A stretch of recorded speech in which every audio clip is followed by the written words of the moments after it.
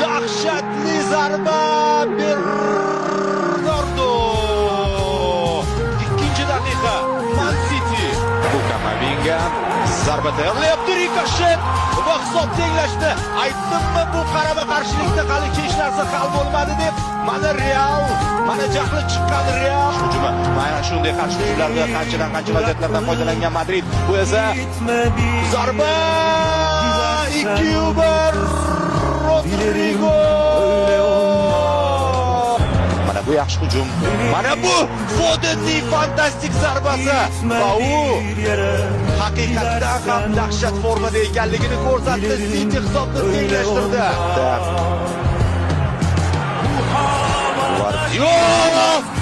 Yana bitta super gol Man City oldida. Kapitani qaror tomonga yaxshi imkoniyat zarba.